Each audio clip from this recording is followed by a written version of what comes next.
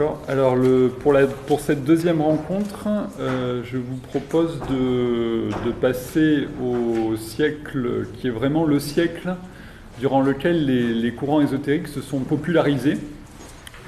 Ce dont je vous ai parlé la dernière fois, les courants néoplatoniciens issus de la Renaissance, puis l'émergence de la société imaginaire des Rose-Croix, mais de tout le vivier intellectuel qu'il y a eu autour de cette idée de société, la société Rose-Croix, une sorte de société secrète qui serait un pôle spirituel irradiant sur toute l'Europe.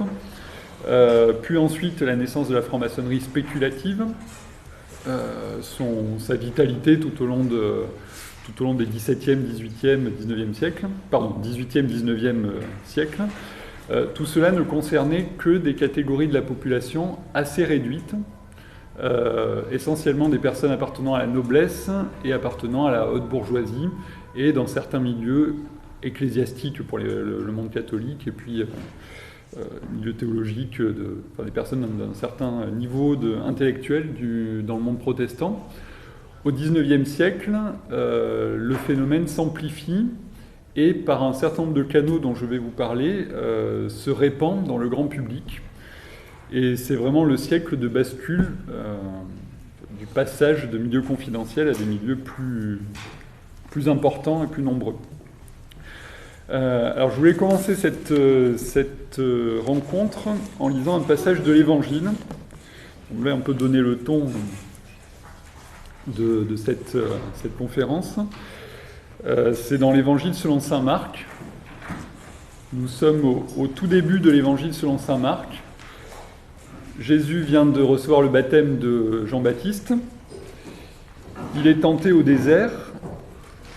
Il inaugure sa prédication. Il appelle à lui ses premiers disciples, Simon, André, Jacques et Jean.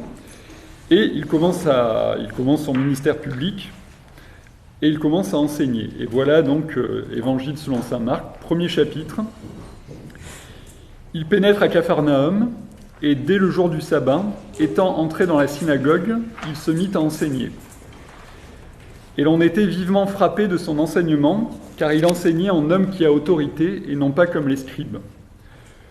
Justement, il y avait dans leur synagogue un homme possédé d'un esprit impur, qui se mit à vociférer. « Que nous veux-tu, Jésus le Nazarénien?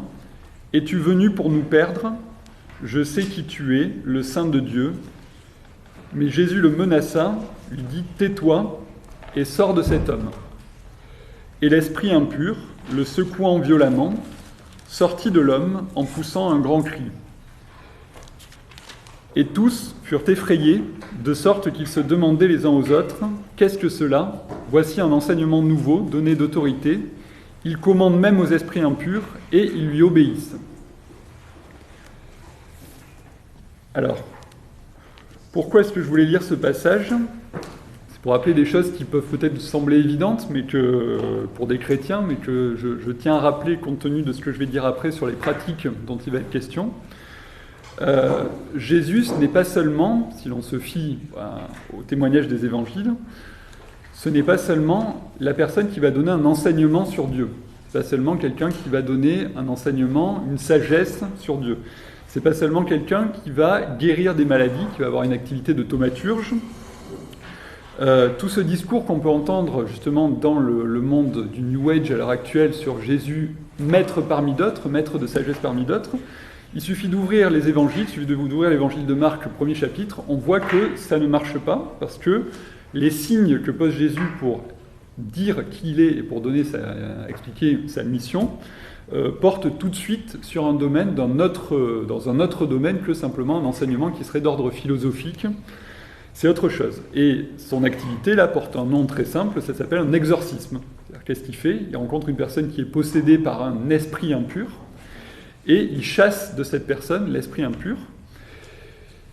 Et cette domination de Jésus, cette seigneurie de Jésus sur les esprits impurs, ça va être l'un des signes auxquels les apôtres, les futurs apôtres, vont reconnaître sa divinité. Qui aurait autorité pour commander à ces esprits impurs, si ce n'est Dieu lui-même?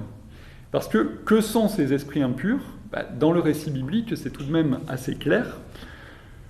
si vous avez en tête la structure d'ensemble de l'histoire sainte, le mal entre dans le monde, non pas par une initiative de l'homme et par un acte purement humain, mais par la parole de cette figure mystérieuse dans la Genèse, qui est le serpent, et dont le livre de l'Apocalypse nous dit qu'il est le diable. À toute fin de l'histoire sainte, c'est devenu cet énorme dragon. Donc, puis dans l'Apocalypse, il y a tout ce récit de la lutte finale entre le dragon et les bons anges. Et donc, il y a dans la structure de fond de toute l'histoire sainte cette donnée fondamentale qui est le péché originel, qui est la répercussion dans le monde des hommes de cette parole qui vient d'un être qui est extérieur à l'humanité, qui apparaît sous la figure du serpent, mais qui est en réalité un ange déchu, donc un esprit. Ces fameux esprits impurs, ce sont les démons, c'est-à-dire les anges qui ont refusé leur soumission, la soumission qui était due à Dieu, et la vie en communion avec Dieu. Pour quelle raison ? Pour vivre comme des dieux, selon cette parole de la Genèse, pour être comme des dieux, c'est-à-dire pour ne dépendre de personne qui leur soit supérieur, antérieur, pour être leur propre Dieu. Et donc ces esprits impurs, ils dominent sur l'humanité de plein de façons. Et la manière qui apparaît dans l'Évangile la plus criante, c'est cette possession des personnes que croit Jésus, qui sont sous la possession des esprits impurs. Et Jésus, en même temps qu'il va guérir des maladies, en même temps qu'il va, qu'il va enseigner, il va également exorciser, c'est-à-dire chasser ces esprits impurs. Et il y a un petit détail du texte que j'ai lu sur lequel j'aimerais attirer votre attention, compte tenu là aussi de ce que je vais dire par la suite, et de ce que j'ai dit à la rencontre précédente, c'est que l'esprit qui domine sur cet homme que croise Jésus sait qui il est. Il a la connaissance de qui est Jésus. Et il dit « Que nous veux-tu, Jésus le Nazarénien ? Es-tu venu pour nous perdre ? Je sais qui tu es. » Et Jésus lui dit « Tais-toi ». Il lui demande de ne pas dire qui il est, et il lui demande de se taire. Attitude un peu paradoxale, parce qu'on pourrait dire « Mais Jésus a envie qu'on sache qui il est », mais là, de la façon dont c'est dit et de la bouche de qui cela sort, cet esprit impur, cela ne va pas.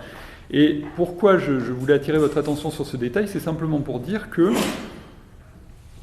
cette idée, là aussi, qu'on va trouver très fréquemment dans les courants ésotériques, qui est que la connaissance et le salut, c'est la même chose, qu'il suffit de connaître pour être sauvé, ce n'est pas vrai, tout simplement. Parce qu'on peut connaître beaucoup de choses et, pour autant, refuser Dieu. Et le meilleur témoignage qui nous est donné de cette attitude symétrique à la fois de connaissance et de révolte contre Dieu, elle apparaît dans la bouche de ces êtres qui sont les esprits impurs que Jésus ne cesse de chasser des personnes et d'en libérer les personnes qu'il rencontre. Voilà. Et dans d'autres passages des Écritures, il y a le même genre d'alerte. C'est-à-dire que, par exemple, le démon cite les Écritures. Et quand il tente Jésus au désert, il le tente en citant les Écritures. C'est pour dire que on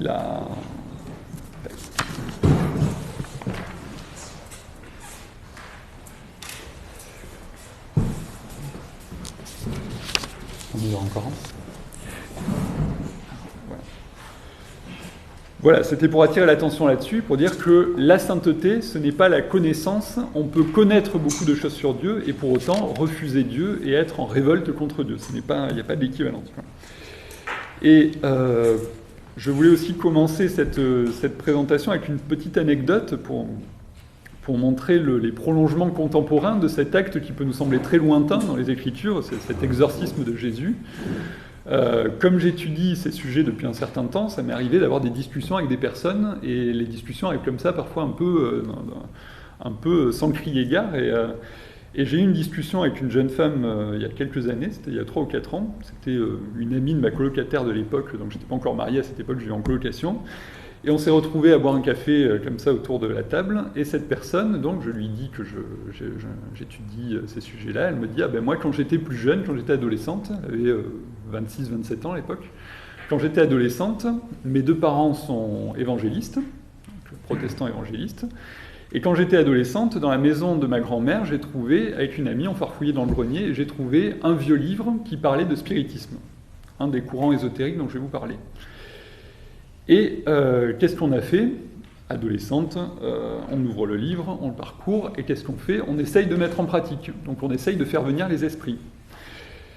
Et ça marche très bien, c'est-à-dire que là, vous pouvez vous parler à n'importe quel exorciste ou n'importe quelle personne qui ont eu affaire à ce genre de pratique.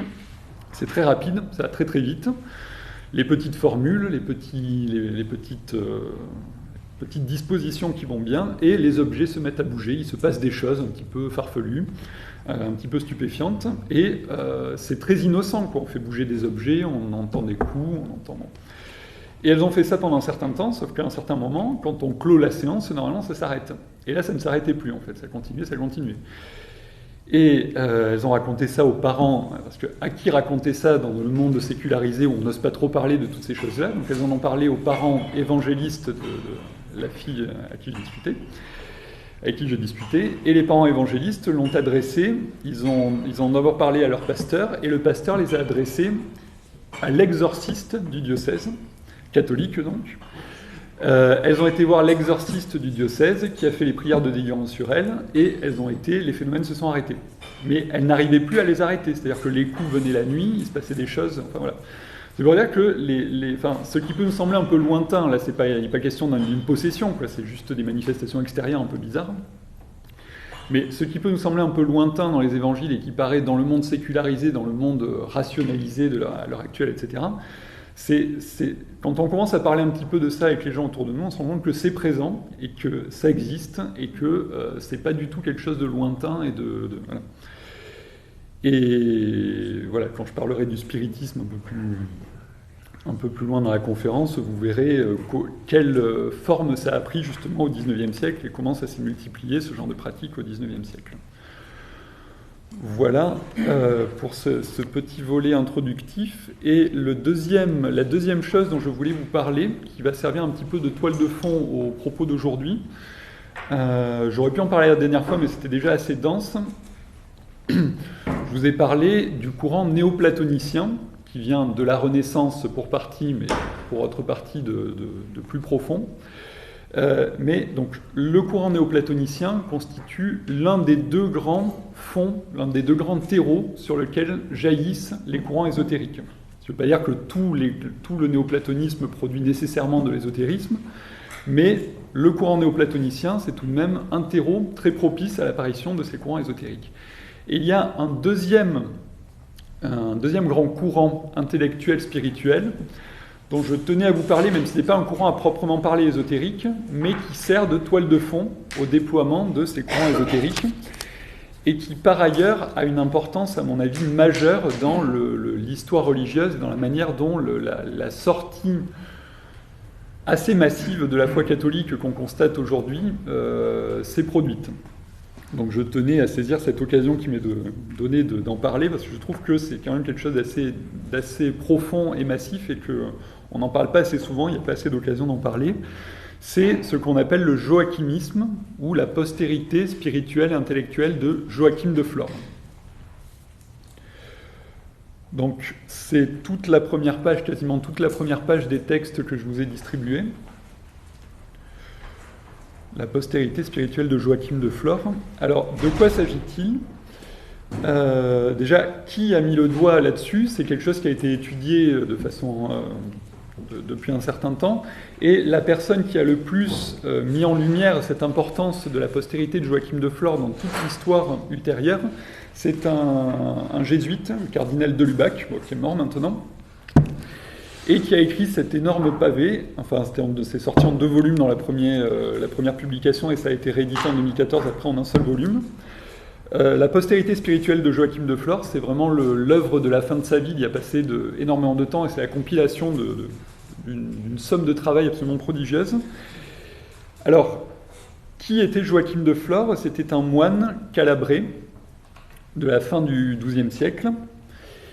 Et ce moine de la fin du XIIe siècle a développé au cours de sa vie une manière de lire les Écritures qui était inédite. Et je vous propose donc, pour découvrir cette pensée et voir quel impact elle a pu avoir ensuite par la suite sur et la vie religieuse dans son ensemble et l'apparition des courants ésotériques, je vous propose de lire les petits extraits que je vous ai mis. Ce livre-là, c'est une lecture assez austère et assez exigeante, mais si vous avez du temps à y passer, la possibilité de lire ce livre, je vous le conseille vraiment. C'est une espèce de rétrospective de toute l'histoire spirituelle depuis le XIIe siècle jusqu'à nos jours, et c'est vraiment passionnant. Et avec les extraits là que je vous ai mis, ça va vous donner un aperçu de quelle importance ça peut avoir. La progéniture joachimite rassemble tous ceux qui sont attirés par la double conviction que l'avènement d'un temps nouveau, celui de l'esprit, marquera l'histoire, s'il n'a pas déjà commencé à la marquer, et que ce même temps nouveau représenterait le dernier des trois âges, dont le deuxième aurait été surtout attaché, d'une manière ou d'une autre, à la figure du Christ. L'idée que la période du Christ, ce serait un certain âge, et qu'il y aurait un âge après le Christ, qui serait soit en train d'advenir, soit déjà commencé, soit appelé à advenir d'ici peu. La nouveauté radicale de l'exégèse joachimite ne se trouve pas dans la représentation ternaire en tant que telle. En effet, d'après saint Paul, on distinguait communément dans l'histoire du salut le règne du Père, qui s'étendait sur les 7 jours de la création, puis le règne du Fils, inauguré par la promesse du Rédempteur faite à Adam au lendemain de son péché, et enfin le règne de l'Esprit Saint, couvrant tout le temps de l'Église et devant durer comme elle jusqu'à la fin de ce monde. Mais chez Joachim, la vision tripartite se présente très différemment. Ainsi se succède en une superposition partielle l'âge du Père qui s'étendait jusqu'à l'incarnation rédemptrice, tant antérieure à la loi et sous la loi, ordo conjugalis, puis l'âge du Fils qui était encore celui de l'Église présente, temps de la grâce, ordo clericalis, et enfin un âge de l'Esprit Saint qui serait celui de la pleine manifestation de l'Esprit sur terre, permettant aux hommes spirituels de déchiffrer entièrement le mystère divin scellé dans la lettre de l'Ancien et du Nouveau Testament, tant d'une grâce encore plus grande, ordo spiritualis. Ce que devait être le régime du troisième état, placé sous le signe de l'évangile éternel, Joachim de Flore ne pouvait guère le décrire, dans sa simplicité sublime, qu'en termes généraux. Ce serait la paix et la vérité régnant sur toute la terre, ce serait la justice parfaite enseignée à tous par des maîtres spirituels brillants, comme la splendeur du firmament. Ce serait la liberté, non pas simplement la libération des éléments du monde, comme au temps de la première alliance, ni la libération du passé de la loi comme au temps de la seconde, mais cette liberté pleine apportée par l'esprit. La postérité spirituelle de Joachim de Flore est une forêt touffue. Depuis le XIIIe siècle, elle s'est constamment métamorphosée, et non seulement à l'intérieur et aux marges des églises, mais jusque dans la pensée laïcisée des temps modernes. Plus exactement, l'idée joachimite n'a cessé d'agir comme un ferment. Dans la variété des formes qu'elle a revêtues, savantes ou populaires, elle a constitué l'un des principaux relais conduisant à la sécularisation, c'est la dénaturation de la foi, de la pensée et de l'action chrétienne. Elle a servi aussi de supplément ou de substitut mystique à des processus de rationalisation qui ne pouvaient pas eux-mêmes soulever l'enthousiasme nécessaire à leur accomplissement. Elle connaît aujourd'hui un étonnant regain de vie. Voilà. Donc, je sais pas comment vous résumer le propos parce que c'est vraiment tout le livre est très, c'est toute une grande fresque, un grand parcours de l'histoire depuis le XIIIe siècle jusqu'à aujourd'hui, et on voit se déployer à chaque époque cette postérité, avec à chaque fois l'idée que une espèce de décalque de la manière chrétienne de lire l'Ancien Testament en y voyant l'annonce du Sauveur. Là, on va lire l'Ancien et le Nouveau Testament ensemble avec l'annonce de l'âge de l'Esprit. Et cette idée qu'on va rentrer dans un nouvel âge où l'Église fondée par le Christ, avec toute sa structure, sa hiérarchie, ses sacrements, va être dépassée au profit d'une vie purement spirituelle, où il n'y aura plus de sacrements, il n'y aura plus de clergé, où la spiritualité sera en quelque sorte flottante et rayonnante sans incarnation, quoi. Je ne sais pas comment le décrire autrement. Et alors, pour la dimension sécularisante, je ne vais pas m'appesantir dessus parce que ce n'est pas le propos, mais c'est évident que dans la manière de penser la société, entre guillemets, sortie de la religion, telle qu'elle nous est proposée aujourd'hui, il y a de cet héritage. Et c'est une des choses que montre le père de Lubac. Et alors, pour le volet plus proprement ésotérique, ce type-là de pensée a servi de terreau au développement de courants qui, justement, peuvent porter le même type de pensée, quoi. Et entre autres, les manifestes Rose-Croix dont je vous ai parlé la dernière fois, je pense, peuvent rentrer dans cette catégorie et ils sont mentionnés par le père de Lubac comme faisant partie de cette postérité.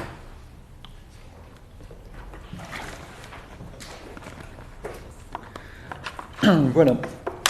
Et donc pour le siècle dont on s'occupe aujourd'hui, le 19e siècle, c'est un siècle particulièrement fécond.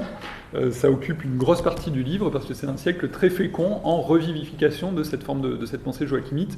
Et les grands noms du siècle, par exemple les grands noms de l'histoire officielle, entre guillemets, c'est Jules Michelet, Renan, Quinet, ont tous été très très marqués par cette postérité joachimite. Voilà, donc voilà pour la première publicité du premier livre, ça c'est mon côté bibliothécaire, je vous porte plein de livres. Et donc j'ai un deuxième livre dont je tenais à vous parler, qui est le livre qui, moi, m'a mis la puce à l'oreille sur les sujets dont je suis en train de vous parler, et qui, pour un certain nombre de personnes, a constitué un déclic pour prendre conscience de ce soubassement ésotérique de notre époque.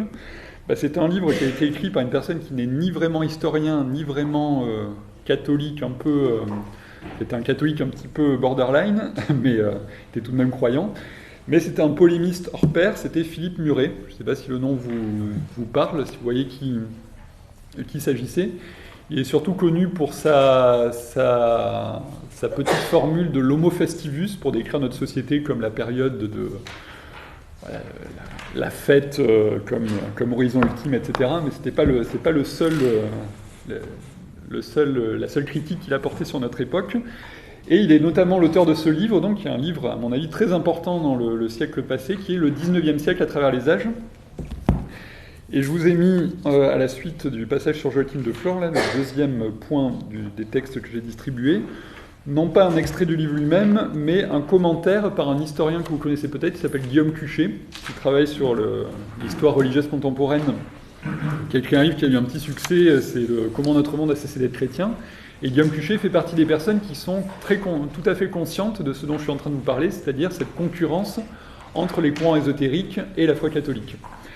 Et il a très bien identifié, justement, dans le livre de Guillaume Cuchet, de Philippe Muret, l'accent mis sur cette dimension-là, parce que Philippe Muret fait partie des gens qui ont vu aussi cette chose, ce phénomène se produire. Chez lui, c'est venu par l'étude de la littérature, mais à travers l'étude de l'histoire de la littérature, il a développé ça, enfin il a étendu ça à d'autres domaines. Et donc je vous lis un petit extrait d'un article qu'a écrit Guillaume Cuchet sur le livre de Philippe Muret. La troisième thèse de Muret concerne la crise spirituelle du XIXe siècle et la mise en cause du schéma rationaliste longtemps dominant, qui voulait que le recul de la religion traditionnelle, du catholicisme en l'occurrence, correspondit nécessairement à un progrès proportionné de la raison raisonnante, comme par un jeu de vases communicants dans une opération à somme nulle.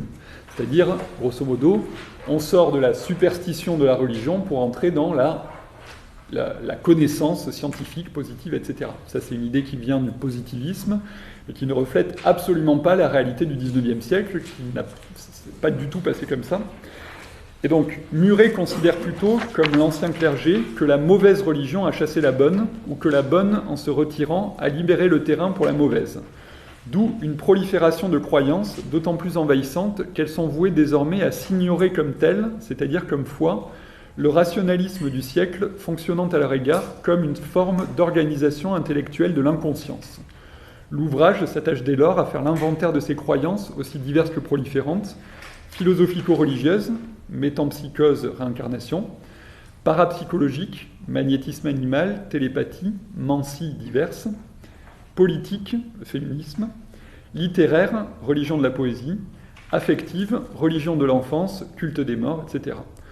Au terme du catalogue, l'occultisme proprement dit n'apparaît plus que comme la partie émergée et comme solidifiée en système d'un gigantesque iceberg d'occultisme diffus. En fait, la thèse de Philippe Muret, c'est que tout le XIXe siècle est imprégné de ce qu'il appelle la mauvaise religion, la religiosité ésotérique, syncrétiste, etc., et que c'est cette religion-là qui a concurrencé le catholicisme, et que le rationalisme n'est que comme une espèce de vernis ou de surface qui nappe l'ensemble, mais qui ne reflète absolument pas la réalité de ce qui s'est passé réellement. Voilà.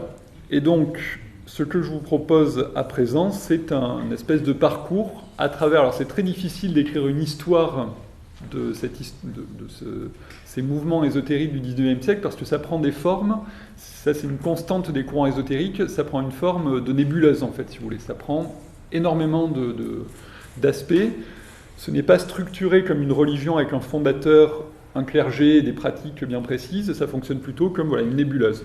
des personnes, des figures de tête qui apparaissent, qui portent un temps une certaine pensée, qui ensuite meurent, le relais est pris par des personnes plus secondaires, et puis à nouveau une figure qui émerge, qui refédère un petit peu tout le monde.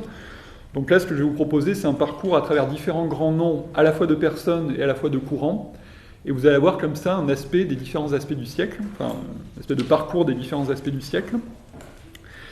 Et à travers chacun de ces aspects, ça ouvrira la voie à ce dont je vous parlerai la prochaine fois, c'est-à-dire ce qui se passe aujourd'hui et maintenant, comment ça s'est déployé au XXe siècle, et comment au XXe siècle, ça ne fait jamais que prolonger et que populariser toujours plus et parfois diluer et parfois repréciser des choses qui se sont produites au XIXe.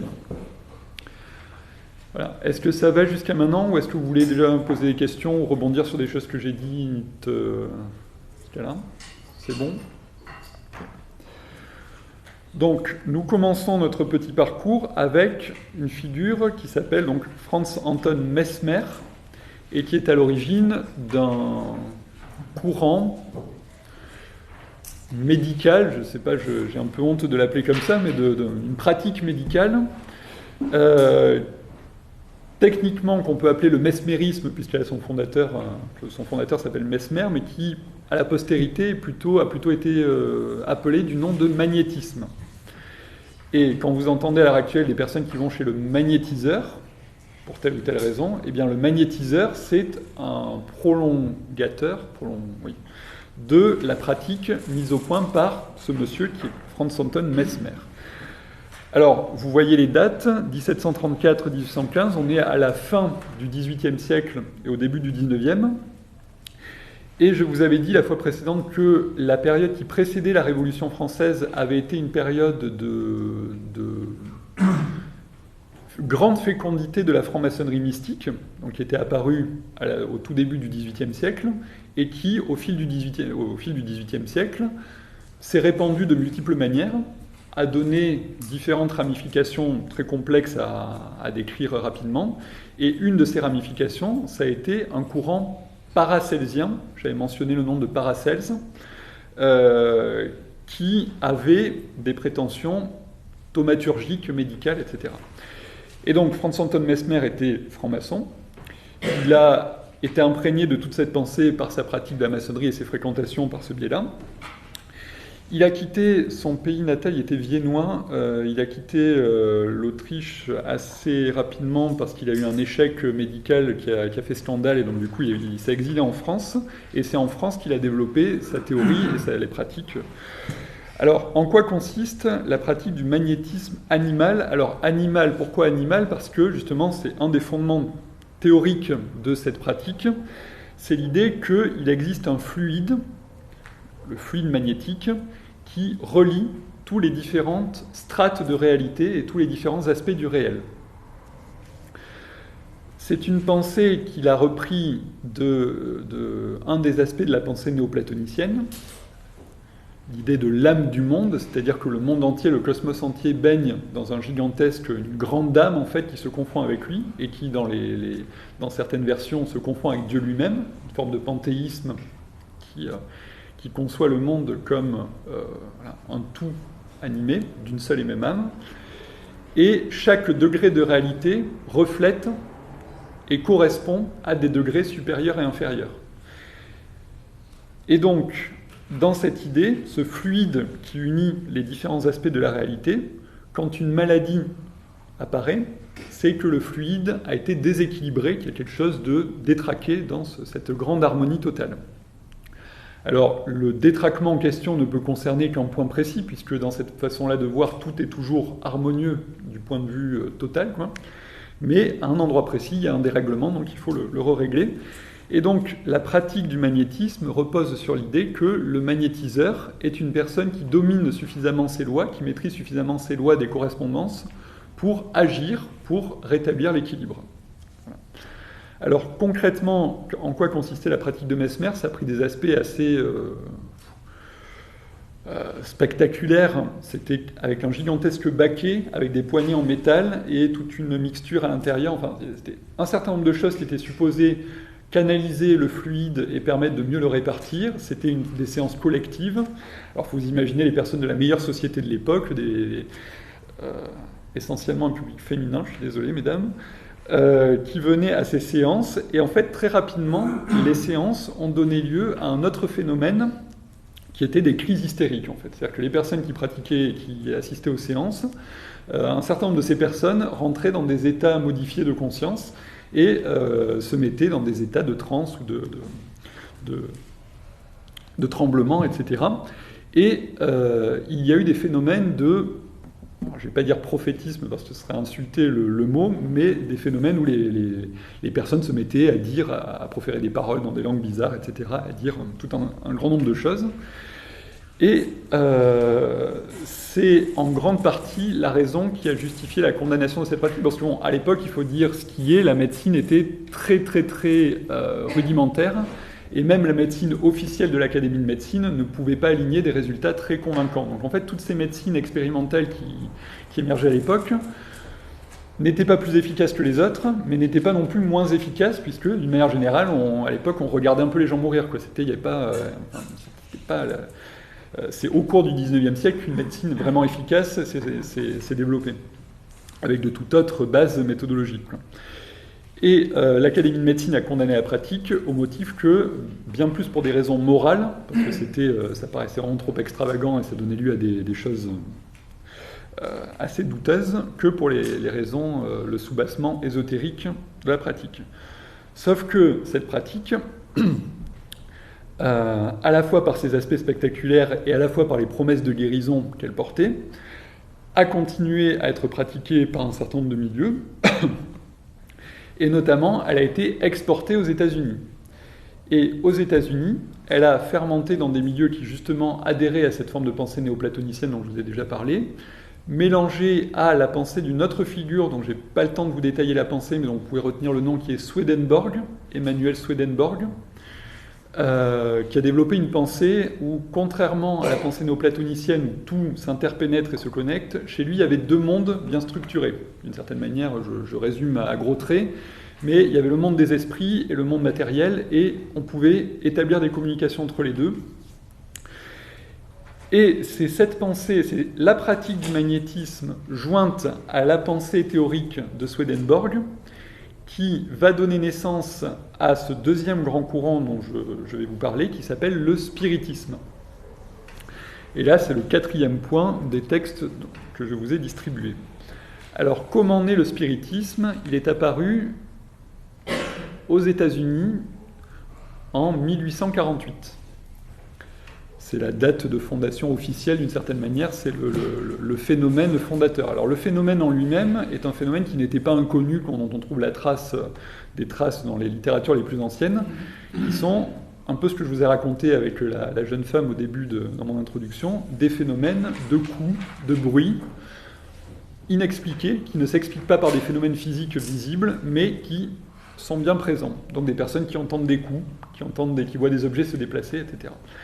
Et là, c'est arrivé donc à des jeunes filles, deux jeunes sœurs, les sœurs Fox, qui étaient les filles d'un couple de fermiers méthodistes, une sous-branche du protestantisme qui s'était développée aux États-Unis.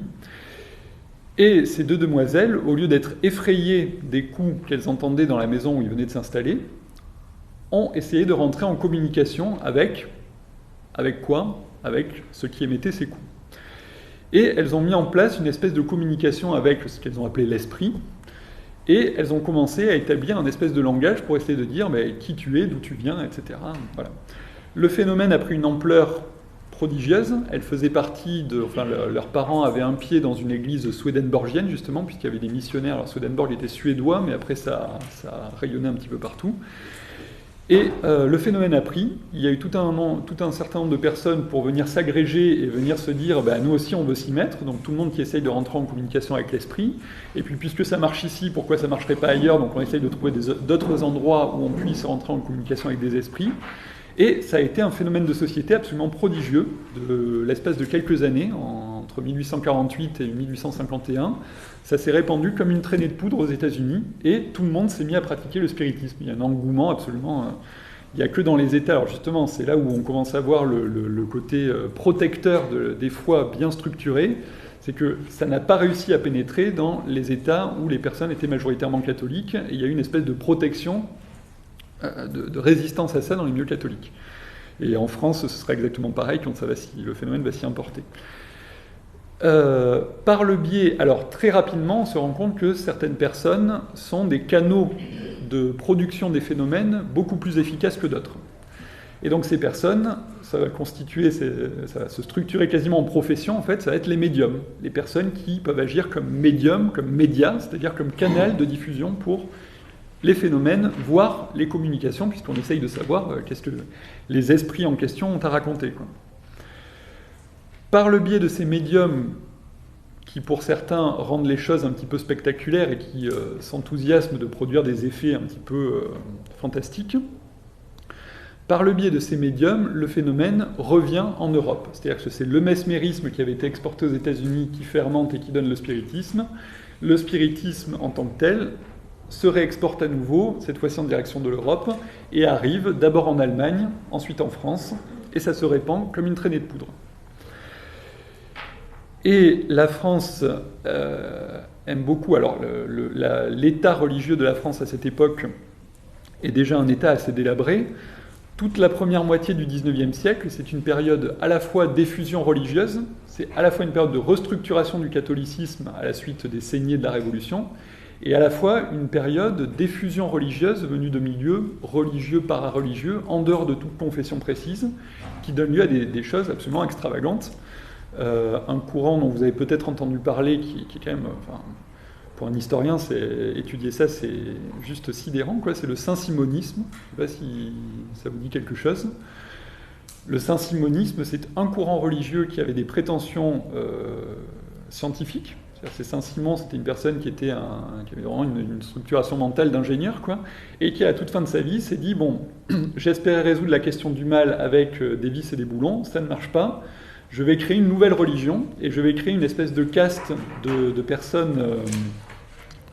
moitié prêtres, moitié ingénieurs, qui vont résoudre la question du mal avec un mélange de science et de religion. Il est mort après avoir écrit un livre qui s'appelle « Le nouveau christianisme ». Il a eu une personne qui était son disciple, qui s'appelait Prosper Enfantin, qui a élaboré ça en religion avec un clergé. Enfin, ça a vraiment pris des proportions incroyables.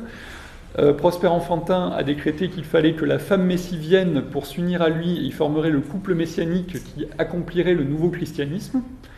Et ça a pris, et il y a eu toute une église saint-simonienne, des fidèles, etc., des publications. Ils ont eu beaucoup de succès à l'époque dans le milieu de l'école polytechnique. Et il y a toute une génération d'ingénieurs qui a été marquée par cette pensée, différents aspects. Enfin, c'est vraiment un phénomène historique fascinant qui est assez peu connu, parce que je pense que c'est pas la gloire de notre pays, mais ça s'est produit. Et à côté de ça, il y avait tout un vivier à la frontière entre l'engagement politique et l'engagement religieux, qui a été porté par des personnes dont je vais vous parler de l'un d'entre eux juste après, Eliphas Lévi. Mais Jules Michelet était assez représentatif de ça. Jules Michelet qui a une pensée très religieuse au fond, et qui était dans une démarche à la fois de réforme et de révolution politique, et à la fois avec toute une forme de pensée, une structuration de pensée religieuse. Il a écrit un livre qui s'appelle « La Bible de l'humanité », qu'il a vraiment pensé comme un livre qui devait être la nouvelle Bible pour le nouveau siècle et pour cette nouvelle période qui s'ouvrait. Toujours cette postérité de la pensée de Joachim de Flore. Et donc, dans ce contexte religieux où toute une partie de la population est sortie déjà du catholicisme, et où il y a toute une partie de la population qui est post-chrétienne, qui n'adhère plus à une église bien structurée, mais qui par ailleurs a un état d'esprit religieux, eh bien, le spiritisme va être accueilli à bras ouverts, et la personne qui va le structurer en doctrine et qui va le porter, le diffuser vraiment avec un zèle d'apôtre, quoi, c'est ce personnage dont je vous ai mis le nom, Allan Kardec, de son vrai nom Hippolyte Rivail. Allan Kardec était un pseudonyme. Alors pourquoi est-ce qu'il a pris un pseudonyme ? C'est parce qu'il avait eu des communications d'esprit qui lui avaient révélé qu'il avait été druide dans une vie antérieure, et donc le nom d'Allan Kardec, c'était son nom de druide dans sa vie antérieure. Voilà pourquoi. Il avait renoncé à son vrai nom. Et une autre raison peut-être plus pragmatique, c'est qu'en fait, il avait une première vie éditoriale en tant qu'instituteur, c'était un instituteur. Et il avait publié des manuels de pédagogie sous son vrai nom. Donc peut-être qu'il voulait que ça continue à se vendre quand même et que c'était mieux d'avoir un pseudonyme pour ses activités spirites, parce que en tant qu'Allan Kardec, ça devenait un peu plus douteux de proposer une pédagogie pour tous les petits-enfants de la France. Alors, Allan Kardec, anticlérical assez farouche, découvre le spiritisme. Je ne sais plus par quel biais, j'ai oublié ce petit détail historique, mais bon, il découvre le spiritisme et il le découvre avec beaucoup d'enthousiasme et il voit ça comme la religion du nouveau siècle, la religion qu'on attendait, qui devait faire suite à cet événement fondateur pour lui, comme pour beaucoup de personnes de l'époque, qui était la Révolution française. La Révolution française déblaye le terrain, fait table rase, on repart à zéro. Et il faut une religion pour cette nouvelle période. Et Allan Kardec a vu dans le spiritisme cette religion qui, dans son esprit, joignait quelque chose de très scientifique, c'est-à-dire une dimension expérimentale, et des révélations sur l'autre monde, puisque vous allez voir la façon dont il a structuré ça, il y avait quand même une pensée religieuse derrière. Alors, voilà comment, je vous ai mis un extrait du livre qui peut être considéré comme la Bible du spiritisme, qui est un livre qui s'appelle Le Livre des Esprits, qu'Allan Kardec a publié en 1857, pour la première édition. Voilà comment il présente les choses. Dieu est éternel, immuable, immatériel, unique, tout-puissant, souverainement juste et bon. Jusqu'à là, on voit l'héritage chrétien de Créateur. Il a créé l'univers qui comprend tous les êtres animés et inanimés, matériels et immatériels. Jusque-là, on est dans les deux lignes du credo. Je crois en Dieu Père Tout-Puissant, Créateur du ciel et de la terre, de l'univers visible et invisible, l'héritage chrétien. Et de suite, on bascule dans autre chose, c'est là où entre la pensée swedenborgienne. Les êtres matériels constituent le monde visible, et les êtres immatériels constituent le monde invisible ou spirit, c'est-à-dire le monde des esprits. Le monde spirit est le monde normal, primitif, éternel, préexistant et survivant à tout. Alors, il y a déjà le premier décalage. Dieu a créé le monde, mais le monde des esprits préexiste, est éternel et a existé de toute éternité. On ne voit pas comment il concilie ça avec Dieu créateur, mais en tout cas, il y a ce monde des esprits qui est le monde réel et éternel. Les esprits revêtent temporairement une enveloppe matérielle périssable, dont la destruction par la mort les rend à la liberté. Donc ça, c'est l'influence plus platonicienne. Nous sommes enfermés dans un corps matériel, et le but de la vie spirituelle, c'est la libération de cette enveloppe matérielle. Là, on sort complètement de la foi chrétienne. Il y a dans l'homme trois choses, donc je vous ai coupé les passages parce que c'est assez long. Il y a dans l'homme trois choses. 1. Le corps ou être matériel analogue aux animaux et animé par le même principe vital.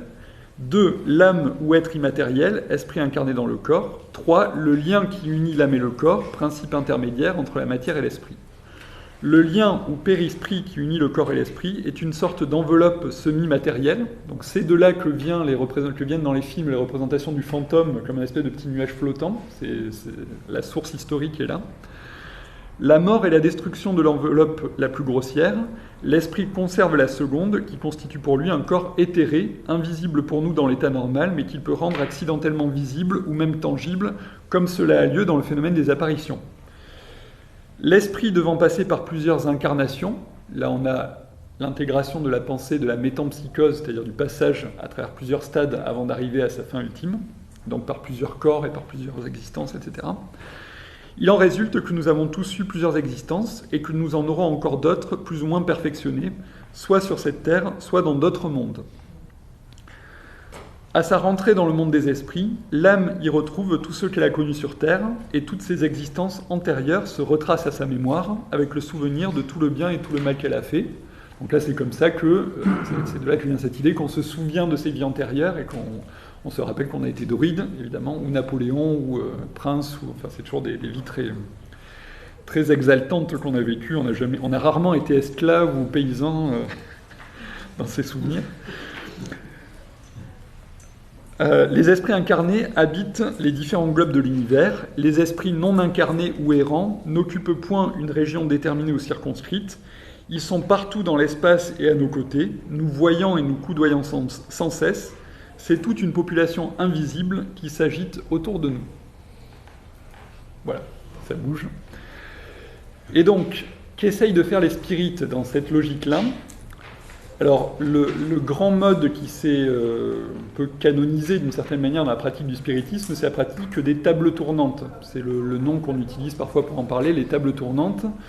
C'était dérivé de la pratique de Mesmer et de Sebaquet, c'est-à-dire on se met tous autour d'une surface circulaire, on se tient la main ou alors on pose ses mains avec juste les doigts en contact. Il y a tout un tas de moyens qui sont utilisés pour favoriser l'apparition des phénomènes.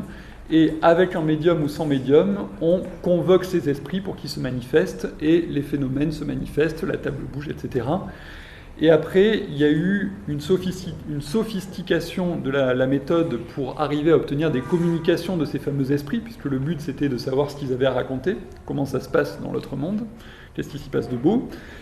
Et donc, on avait mis au point des techniques avec des alphabets, les lettres, un espèce de curseur qui se déplaçait sur l'alphabet, ou bien carrément un médium, c'est-à-dire une personne qui, pendant la séance, rentre en contact avec les esprits et sert de canal pour dire ce qu'ils ont à dire. Et donc, dans la littérature spirit, il y a à perte de vue des recueils de ces communications des esprits, qui racontent ceci et cela, que les participants compilent soigneusement pour savoir comment ça se passe dans l'autre monde. Alors, que peut dire un catholique sur ces pratiques? Ça me semble assez simple, c'est que nous ne croyons pas qu'on se réincarne dans plusieurs corps, nous ne croyons pas qu'après notre mort, nous allons flotter comme un petit nuage. Donc, quand on convoque les esprits, à quelle porte on ouvre quand on fait ce genre de pratique? On ouvre la porte du monde angélique.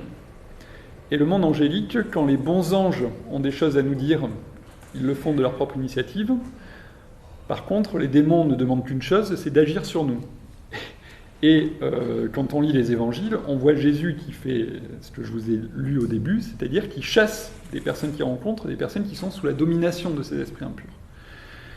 Et je crois que ce phénomène du spiritisme, il n'y a jamais eu dans l'histoire de l'humanité aucune civilisation ni aucun peuple qui se serait livré à des choses aussi délirantes, dans le sens où toutes les pratiques religieuses des temps passés, païennes et aussi superstitieuses qu'on veut, quelles qu'elles soient, avaient quand même pour but principal de protéger l'humanité le plus possible des influences dont on ne connaissait pas la nature, dont on cherchait à se garder le plus possible. Donc je pense que jamais dans l'histoire de l'humanité, on a cherché à ouvrir grand des canaux pour que les esprits puissent intervenir. Quand ça se produit quand il y a une tentative de formalisation de ce genre de choses dans les religions, c'est un chaman qui va prendre ça en charge, qui a une formation bien précise, qui est très très... c'est redoutable cette pratique, quoi. C'est-à-dire que c'est dans toutes les religions non chrétiennes, on se garde bien de confier ça à n'importe qui.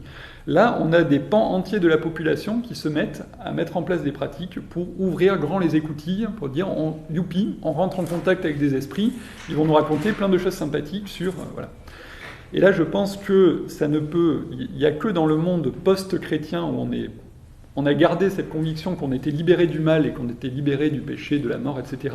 Mais on a viré le Christ. Et donc du coup, on se retrouve avec la certitude qu'on est libéré, mais avec... c'est une certitude enfantine, quoi. Parce qu'on n'est pas libéré, ça ne marche pas comme ça, quoi. On est libéré par la grâce de Dieu, et par cette grâce de Dieu qui passe par les sacrements, par le ministère de l'Église, par toute cette entrée volontaire dans la communion des enfants de Dieu, quoi. Voilà. Donc bon, je pense que du point de vue catholique, c'est pas si... Il y a des catholiques qui l'ont pratiqué, hein, ça même à l'époque, des personnes... Je vois pas comment c'est défendable ou comment c'est excusable, c'est vraiment quelque chose de... Il n'y a qu'une chose à dire, c'est non, et quand on rencontre des personnes qui disent pour s'amuser, pratiquer ce genre de choses, il faut être en mesure de leur expliquer, est-ce que vous vous rendez compte de ce que vous faites, quoi. C'est...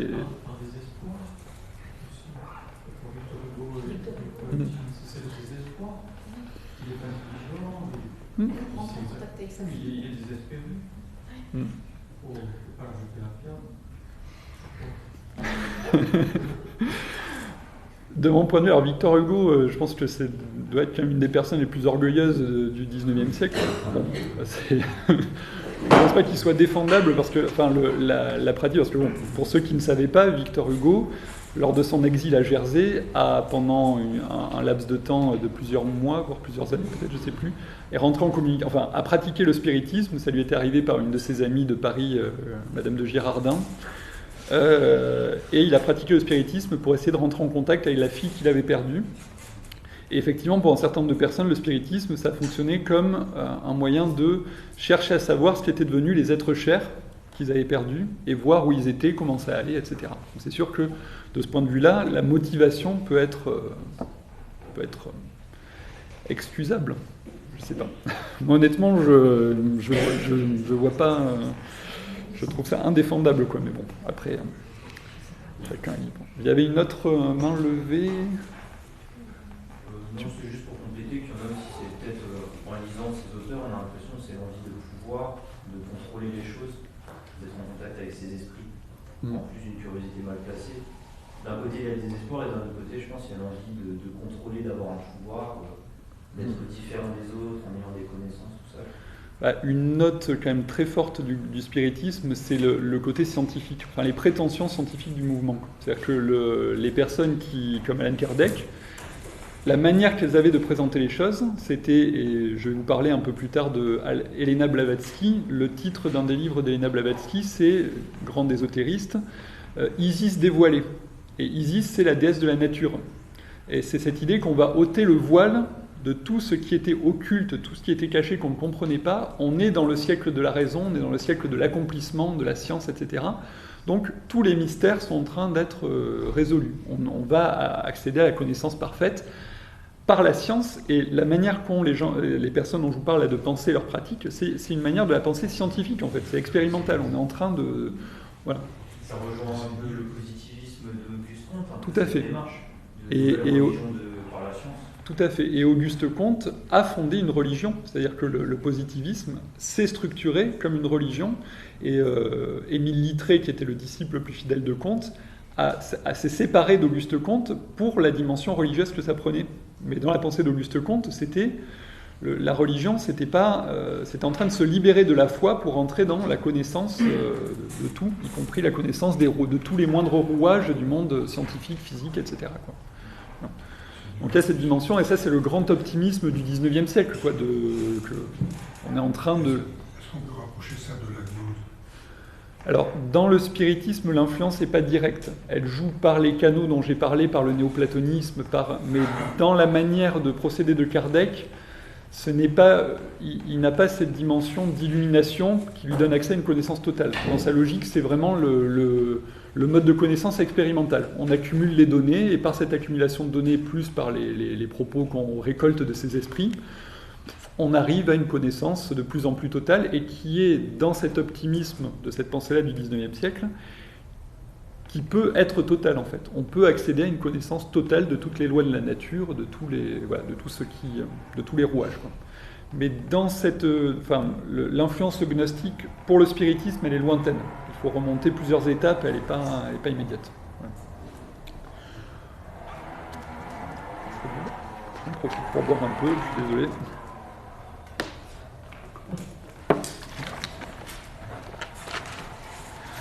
Alors, je vous ai mis Alors, Guillaume Cuchet, dont je vous ai parlé tout à l'heure, a écrit une histoire du spiritisme, Les voies d'outre-tombe, table tournante spiritisme et société au XIXe siècle, publié en 2012.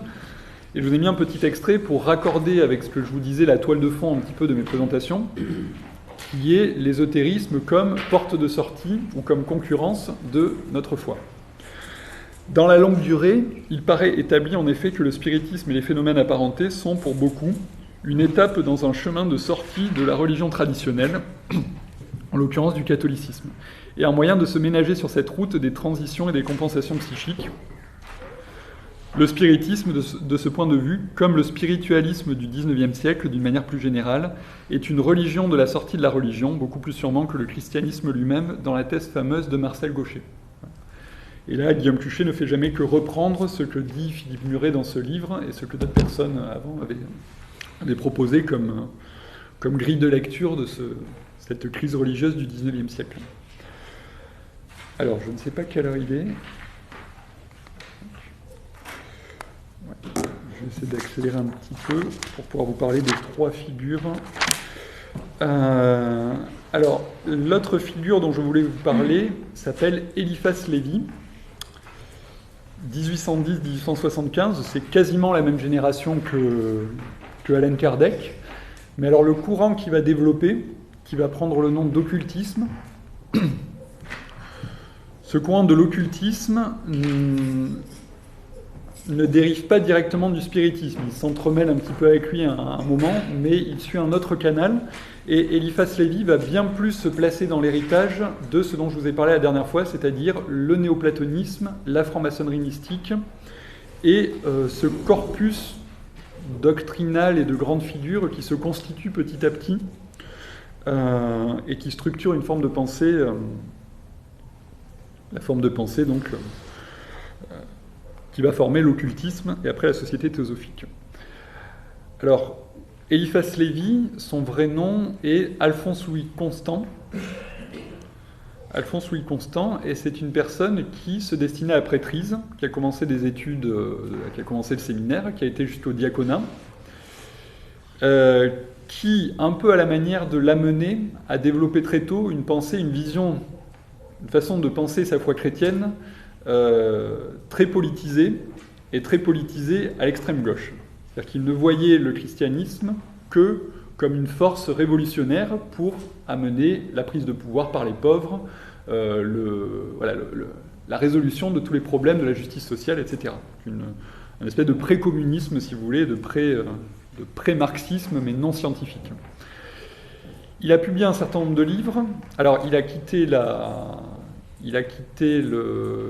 ordonné diacre, mais l'année qui a suivi, il a abandonné l'idée d'être ordonné prêtre. Il a quitté le séminaire et il s'est retrouvé dans une position très difficile par rapport à sa hiérarchie.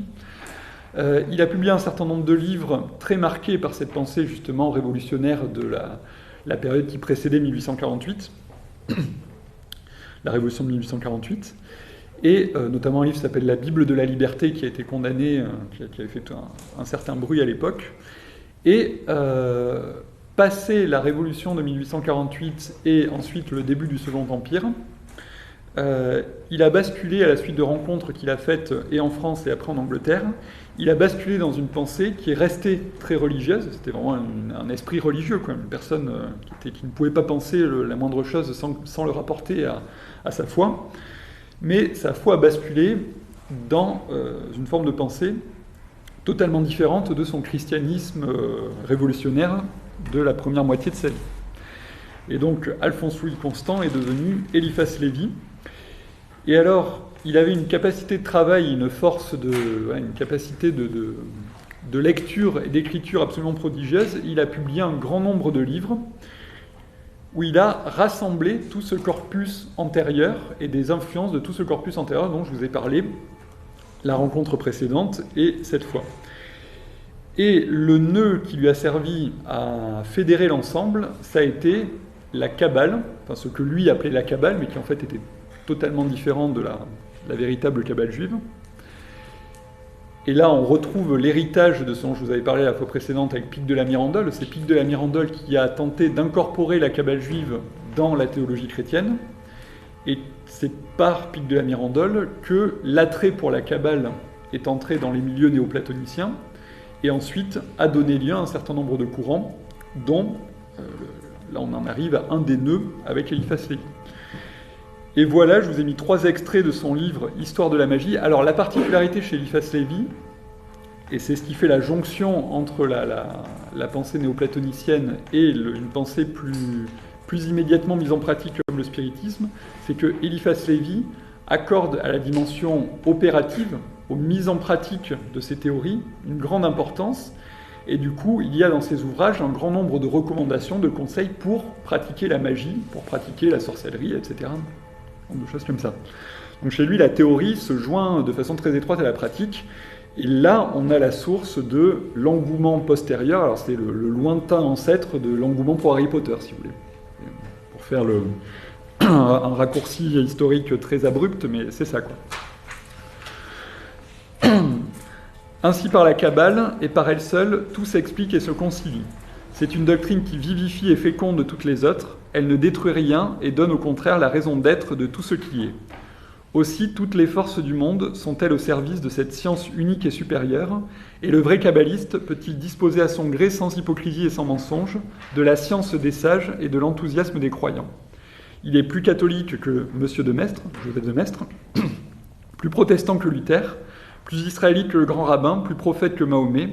N'est-il pas au-dessus des systèmes et des passions qui obscurcissent la vérité, et ne peut-il pas, à volonté, en réunir tous les rayons épars et diversement réfléchis par tous les fragments de ce miroir brisé qui est la foi universelle, et que les hommes prennent pour tant de croyances opposées et différentes. Il n'y a qu'un être, il n'y a qu'une vérité, il n'y a qu'une loi et qu'une foi, comme il n'y a qu'une humanité en ce monde. Et là, vous retrouvez, ce dont je vous avais déjà parlé la fois précédente, cette volonté de surplomber toutes les religions du monde et tous les systèmes religieux, philosophiques, etc., et de penser qu'on est détenteur d'une connaissance qui est au-dessus de la foi, qui est au-dessus de toutes les vertus théologales, la pratique des sacrements, n'importe quoi, qui donne à la personne qui la possède une maîtrise complète de toutes les lois de la nature et de toutes les pratiques possibles imaginables et de tous les systèmes religieux, etc. Là, pour le coup, la gnose est beaucoup plus visible, quoi. On est dans cette logique-là. Et alors, donc, il vous propose... Alors, je ne vous ai pas mis d'extrait précisément sur la pratique de la magie. J'ai préféré vous mettre des choses qui font le lien avec ce dont je vous avais parlé la fois précédente, la pensée type Frédéric Lenoir. Vous avez toute une pensée, toute une espèce d'histoire qui est présentée pour décrire le rayonnement de la tradition primordiale, puisqu'en fait, la Kabbale, il présente ça comme la religion primordiale dont sont issues toutes les religions particulières, etc. Chez lui, c'est la Kabbale. Et il réécrit l'histoire en vous présentant une espèce d'histoire imaginaire, mais qui lui présente comme vraie, de la circulation des religions. Donc, les traditions orthodoxes furent emportées de la Chaldée par Abraham. Elles régnaient en Égypte du temps de Joseph avec la connaissance du vrai Dieu. Kung-Tse, donc Confucius, voulut les établir en Chine, mais le mysticisme imbécile de l'Inde devait, sous la forme idolâtrique du culte de faux, prévaloir dans ce grand empire. Moïse emporta l'orthodoxie d'Égypte comme Abraham de la Chaldée, et dans les traditions secrètes de la Kabbale, nous trouvons une théologie entière, parfaite, unique, semblable à ce que la nôtre a de plus grandiose et de mieux expliqué par les pères et les docteurs. Le tout avec un ensemble et des lumières qu'il n'est pas donné encore au monde de comprendre. Le Zohar, donc c'est le Zohar, un des livres de la Kabbale juive, qui est la clé des livres saints, ouvre aussi toutes les profondeurs et éclaire toutes les obscurités des mythologies anciennes et des sciences cachées primitivement dans le sanctuaire. Il est vrai qu'il faut connaître le secret de cette clé pour arriver à s'en servir,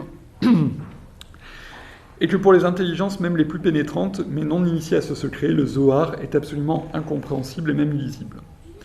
Et là, un petit volet pour la France.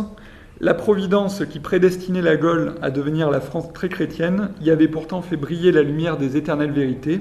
Les premiers druides avaient été les vrais enfants des mages, et leur initiation venait de l'Égypte et de la Chaldée, c'est-à-dire des sources pures de la Kabbale primitive. Ils adoraient la Trinité sous les noms d'Isis ou Ilésus, l'harmonie suprême, de Belen ou Bel, qui signifie en assyrien le Seigneur, nom correspondant à celui d'Adonai, et de Kamul ou Kamael, nom qui dans la Kabbale personnifie la justice divine. Donc là, vous voyez l'idée, je vous ai mis ce passage, c'est pour montrer que dans cette idée, alors ça a ni queue ni tête, on est d'accord, mais c'est l'idée que, avant l'incarnation, la Trinité était déjà connue. Et donc Jésus n'a fait que rappeler une vérité qui était déjà connue dans les anciennes sagesses. Et qui est capable de vous dire ça ? Eh bien, ce sont les initiés, dont Eliphas Lévi, évidemment. Et donc, en gros, c'est une manière de dire, les chrétiens, vous êtes bien gentils avec votre révélation, mais moi, je le connais depuis bien plus longtemps que vous, puisque je le connais depuis les Égyptiens, depuis les druides, depuis, etc., etc. Voilà. Donc, toujours cette manière de prétendre rendre caduque et on va dire ringard, grotesque la foi chrétienne, avec des connaissances supérieures, quoi. Alors, la postérité d'Eliphas Lévi a une postérité très importante, et l'une de ses héritières intellectuelles est à l'origine de la fondation d'une organisation, je ne vais pas dire une société secrète, parce qu'elle n'a jamais été vraiment secrète, mais qui avait des prétentions d'être une société secrète, détentrice de connaissances prodigieuses, qui a vraiment eu une importance dans l'histoire de la fin du 19e et du début du 20e siècle, absolument prodigieuse. Je n'ai pas le temps de le détailler, mais une des sources du nazisme se trouve là. Et le fait que le symbole du nazisme soit une croix gammée qui est un symbole hindou ou tibétain, selon vient de là. Et le fait que les Aryens, qui est un mot hindou, qui vient de la religion hindoue, se soit retrouvé dans le vocabulaire du nazisme, vient de là. Et alors ça, c'est pour le volet extrême droite, et pour tout un certain nombre d'autres aspects de notre époque, et notamment l'engouement actuel pour le bouddhisme, pour un hindouisme dilué, etc., vient de la société théosophique. C'est la société théosophique qui a joué le rôle de caisse de résonance et de canal de diffusion. De ça, c'est vraiment le nœud. Voilà, ce que je veux dire, est-ce qu'il y a aussi on se dit un précédent de Jacob Böhm? Pardon, j'ai pas compris. Est-ce que là aussi est inspiré par les pensées de Jacob Böhm? Alors, Jacob Böhm, ça fait partie des noms qui sont convoqués en général dans ces personnes qui tentent d'établir des synthèses. On a des figures comme Eliphas Lévy ou comme Elena Blavatsky. Quand elles présentent leur livre ou leurs pensées dans leur société secrète, elles présentent ça comme la synthèse et la récapitulation de tout ce qui a été fait antérieurement. Donc en fait, ils convoquent généralement tous les noms. Donc à chaque fois, on va trouver Plotin, Paracelse, Jamblique, Jacob Böhm, Swedenborg, etc. Bon. Après, est-ce qu'ils intègrent réellement la pensée des auteurs en question dans leur propre pensée ? Non, parce que déjà les pensées sont inconciliables, c'est-à-dire que la pensée de Swedenborg, par exemple, n'est pas du tout conciliable avec la pensée néoplatonicienne, ça ne marche pas, c'est deux logiques différentes. La pensée de Pic de la Mirandole restait malgré tout chrétienne, donc on ne peut pas la concilier avec l'idée des initiés au fin fond de l'Himalaya qui révèlent, ça ne marche pas non plus. Mais dans la manière dont il présente les choses, il vous dit, nous on fait tout converger et on vous offre la nouvelle synthèse, qui en fait n'est pas nouvelle puisqu'elle n'est jamais que voilà. Donc Jacob Böhm, ça fait partie des noms, j'en ai pas parlé pour l'instant, parce que je peux pas, c'est trop compliqué de mentionner tous les noms et de présenter leur pensée à chaque fois, mais il fait partie des noms qui sont convoqués. Est-ce que la pensée de Böhm est réellement présente dans la pensée d'Eliphas Lévy ou de Blavatsky ? À mon avis, non. Il y a une déperdition de qualité, voilà ce que je peux dire. Un philosophe qui a une très grande influence sur le marxisme, Hegel, et toute sa pensée, c'est beaucoup inspiré de ouais. Tout à fait. Mais par contre, il est dans la postérité de Joachim de Florbonne. Donc ça fait partie. Alors, je vais en parler juste après de Schuré, mais il joue un petit rôle, mais c'est surtout...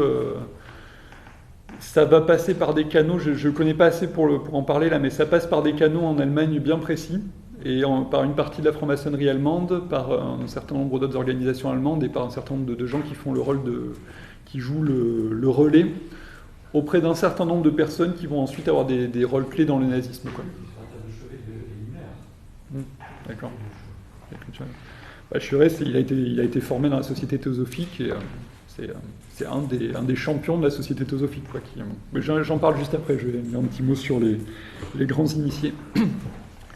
Alors, Elena Blavatsky, c'est une Russe, une famille de l'aristocratie russe, qui s'est mariée très tôt, un petit peu de force. Elle a été mariée à un vieux monsieur qui était un colonel, je crois. Non. Je sais plus, bon, bref. Enfin, toujours est-il, le mariage a été... ils n'ont pas vécu ensemble et elle s'est enfuie pour vivre une vie de bohème et d'errance un peu partout. Toute une partie de sa vie est assez mystérieuse, on n'est pas capable de la reconstituer, et puis comme elle a proposé des récits qui ne concordent pas, on ne peut pas, à partir de ses propres dires, la reconstituer. Toujours est-il que, pour aller très vite, on la retrouve en Amérique, dans le deuxième tiers du XIXe siècle, dans les milieux où le spiritisme flambait, quoi. Le spiritisme avait beaucoup de succès. À l'occasion, dans l'un des lieux où les phénomènes spirites étaient très vivants, elle fait la connaissance d'un monsieur qui était un ancien colonel, avec lui aussi une vie d'aventurier, qui s'appelait Olcott. Je vous ai pas mis le nom là, mais bon, peu importe. Avec qui elle sympathise et avec qui elle décide de former une société qui va porter la doctrine dont elle prétend avoir acquis la connaissance à travers toute sa vie d'aventurière et à travers des révélations qui lui viennent directement de maîtres tibétains avec qui elle est en contact par la pensée. Alors, c'est évident que quand on essaye de monter un courant ou une société secrète ou quelque chose, on a besoin d'un discours justificatif pour expliquer d'où on tire les sublimes connaissances. Il y a plusieurs solutions possibles. C'est soit une transmission de personne à personne par des canaux secrets, semi-secrets, soit une illumination directe, soit, là c'est un cas un peu particulier, c'est une transmission directe, mais dans l'astral, selon le vocabulaire de la société théosophique, c'est-à-dire par une espèce de zone intermédiaire entre la conscience et l'inconscience. Et donc voilà, elle a les maîtres tibétains qui lui dictent ce qu'il faut savoir. Donc elle va fonder sa société en 1875, la société théosophique, qui va prendre assez basiquement la forme d'une société, on va dire, paramaçonnique, c'est-à-dire elle essaye de mettre en place des grades, des initiations, mais c'est trop, au départ ça prend pas trop, ça va regreffer après une société, une fraternité calquée sur la franc-maçonnerie, mais au départ la société théosophique va plutôt se présenter comme un cercle de pensée, un club de pensée, essayant de fédérer des personnes susceptibles d'être intéressées par ces doctrines. Elle attire les personnes à elle avec des phénomènes un petit peu de type spirit, quoi, des sons de cloche, des objets qui bougent, des phénomènes un peu de manifestation des esprits. Et elle élabore une pensée qui dérive en grande partie de celle d'Eliphas Lévi et qui dérive pour partie également de ce qu'elle avait pu puiser chez une personne dont je vous ai parlé la dernière fois, Fabre d'Olivet, tout ce qui concerne notamment la dimension asiatique, les doctrines orientales et tout ça.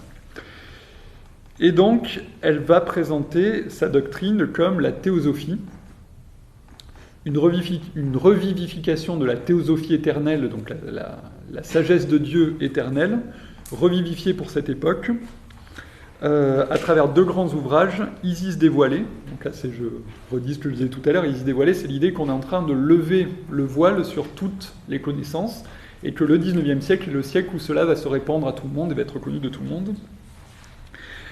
Et deuxième grand ouvrage, la doctrine secrète. Alors en réalité, ces ouvrages sont plus des espèces de marqueterie, de compilation de tout ce qu'elle a récolté dans la littérature antérieure. Voilà.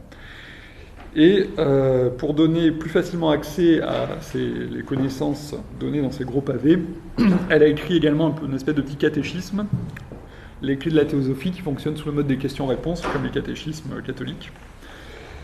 Et donc je vous en ai mis 3 ou 4, c'est plus pour vous donner, alors on retombe sur les mêmes choses, hein, ça devient un peu répétitif, mais c'est un peu la même chose.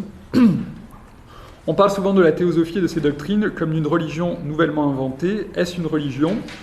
Ce n'est pas une religion, la théosophie est la connaissance ou la science divine. L'un des 3 objets de la société théosophique est de réconcilier toutes les religions, toutes les sectes, toutes les nations par une morale commune basée sur les vérités éternelles.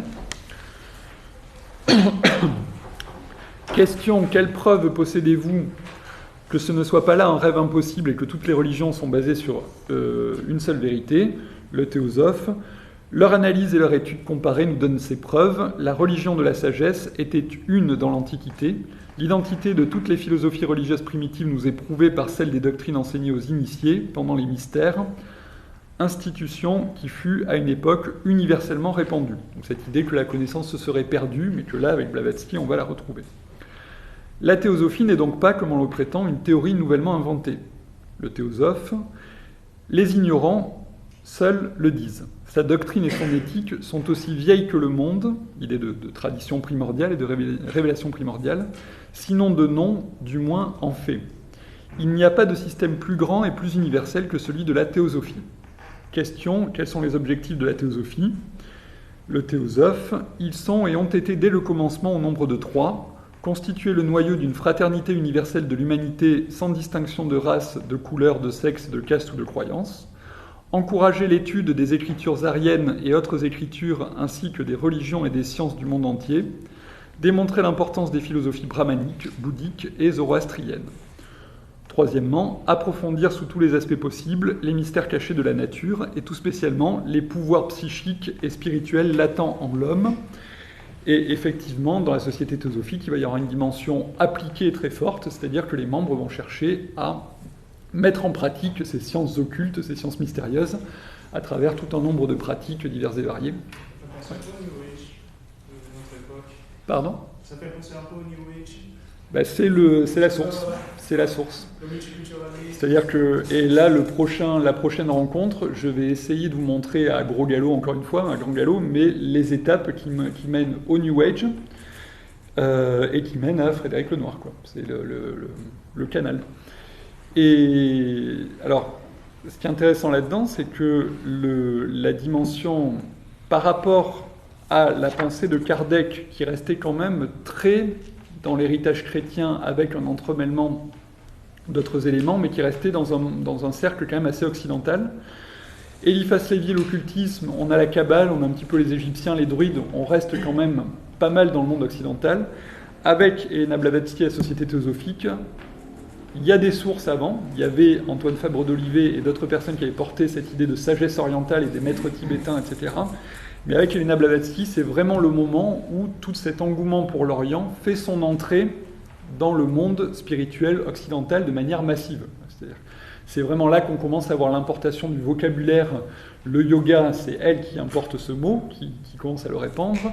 Le karma, les réincarnations au sens plus hindou du terme, etc. Enfin, il y a tout un tas d'éléments des religions orientales qui vont rentrer par ce canal, parce que pour justifier ces propos, elle est bien obligée d'essayer de les rendre un petit peu crédibles, et donc du coup de mettre le paquet sur le vocabulaire technique. Alors elle importe tout un tas de mots sanscrits qu'elle n'est pas capable de traduire, mais qu'elle met dans ses textes en leur faisant dire à peu près n'importe quoi, et voilà, ça donne... Et ça prend parce que énormément de monde suivent. C'est ça qui est prodigieux, c'est que beaucoup de monde suivent ça. Et alors cet engouement pour l'Orient finit par produire des réactions qui sont, comment dire, en gros, il va y avoir, donc, en réaction à cette orientalisation de l'ésotérisme, vous allez avoir l'apparition d'un courant de revivification de l'ésotérisme purement occidental, donc cette espèce de réaction identitaire de l'ésotérisme occidental. Et je vous ai mis deux noms qui me semblent importants à connaître, un avec un extrait et l'autre non. Le premier nom, c'est celui de Steiner, Rudolf Steiner. Alors, Steiner, c'est au départ, donc c'est un Allemand, non, peut-être autrichien, je ne sais plus.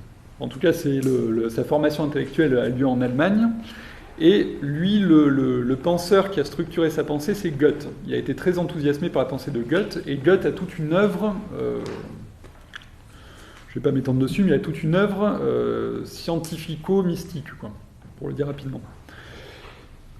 Et Steiner, donc, enthousiasmé par la pensée de Goethe, par ce canal se met à découvrir l'occultisme occidental, découvre la société théosophique et s'y engage avec beaucoup d'enthousiasme. Il participe à la fondation en Allemagne de la division allemande de la société théosophique. Il est très actif, il fait beaucoup pour son déploiement. Et quand la dimension orientale se met à prendre un peu trop le dessus, lui-même était fasciné par la figure du Christ. Il disait avoir eu une révélation, une vision directe du Christ qui lui avait révélé la gnose complète. Alors là, on retombe sur la gnose, il y avait une espèce de révélation qui avait révélé la vérité tout entière, et donc, entre autres, que les magistères catholiques se trompaient depuis des lustres et que tout était à revoir dans l'enseignement chrétien. Mais quand ça prend un tournant un peu trop oriental, eh bien lui, il fait scission et il fonde sa propre société, la société anthroposophique. Et alors cette société anthroposophique a eu une grande postérité, tout simplement parce qu'elle s'est lancée dans des activités un peu tout azimut. C'est-à-dire qu'il y a eu un discours à la fois à l'adresse des artistes, à la fois à l'adresse de la pensée politique, à la fois à l'adresse des agriculteurs. Enfin, voilà, plusieurs dimensions. Et Rudolf Steiner se présentait ça comme une espèce de science totale qui pouvait avoir des applications partout, c'est-à-dire qu'il y avait eu la révélation en lui et que lui donnait les orientations pour donner naissance à des sciences sublimes qui se déployaient dans toutes les directions. Alors je vous ai mis un extrait d'une biographie qui a été écrite par des anthroposophes récents, hein, vous voyez, le bouquin date de 1973. C'est toujours assez actif, la société anthroposophique. C'est l'une des sources de l'agriculture biologique, si vous voulez tout savoir. Et il y a un label qui s'appelle le label Déméter, qui est le label des anthroposophes. C'est une forme d'agriculture bien particulière, qui s'appelle l'agriculture biodynamique. Je ne sais pas si vous en avez déjà entendu parler. Qui par ailleurs peut faire de très bons produits, mais le soubassement théorique est assez ésotérique. Alors, je vous lis l'extrait de cette biographie. J'ai pas mis un passage de Steiner lui-même parce que je n'ai pas trouvé de passage qui résumait assez clairement sa pensée, mais là, le passage de la biographie est exactement conforme à la pensée de Steiner que Steiner livrait lui-même, quoi. C'est vraiment des disciples fidèles, quoi. La puissance de sa vision devient telle qu'il ne s'oblige plus à lui imposer sans cesse l'armature du raisonnement. Les faits spirituels jaillissent et font sauter des cloisons. Il se sent désormais la force de fonder directement sa science de l'esprit sur les résultats de la clairvoyance, pourvu que ceux-ci puissent ensuite se justifier devant la pensée. Lorsque Steiner parle de la propriété suprasensible, ou si l'on veut donner à ce terme son sens ancien de la vertu des corps, des minéraux, des plantes, des organes de l'animal ou de l'homme, il en perçoit le rayonnement. C'est ainsi qu'il a pu, en prenant dans sa main des pierres, des métaux ou bien en foulant un sol, en indiquer les propriétés. Tout un art de joaillerie pour sertir les pierres précieuses des métaux qui leur correspondent est par exemple sorti de ces indications. Il percevait la nature géologique des terrains et a doté l'agriculture de révélations précieuses sur l'action du calcaire, de la silice, ainsi que des autres substances qui composent le sol. On utilise depuis un demi-siècle avec succès ces données sur les affinités de chaque terrain avec les plantes qu'il porte, les symbioses des plantes entre elles, etc. Il a pu dire comment augmenter en tenant compte à la fois de l'action des sols, des plantes et des saisons, le pouvoir de fermentation qui active la vie de l'humus. Toute une méthode de régénération des terres est partie de là. Il a pu percevoir et signaler à son époque la vie des corps qu'on a dit inanimés. Il a pu affirmer « la Terre est dans le cosmos un organisme qui vit et qui respire » et trouver des moyens de le prouver. Voilà. Alors pour la dernière ligne, vous avez là la source historique dans la pensée de Steiner d'un élément de la pensée New Age qui est l'hypothèse Gaïa, qui est cette idée que la Terre est un organisme vivant, qui a son propre métabolisme, qui vit, qui respire, etc. Et dans un certain nombre de courants écologistes contemporains, teinté par cet ésotérisme, il y a cette idée que la Terre est un organisme vivant et que l'être humain est un parasite de cet organisme vivant. Ça, c'est dans les mouvements de la deep ecology où on va jusqu'à là à dire que l'être humain doit être éliminé de la Terre parce qu'il est un parasite de la planète.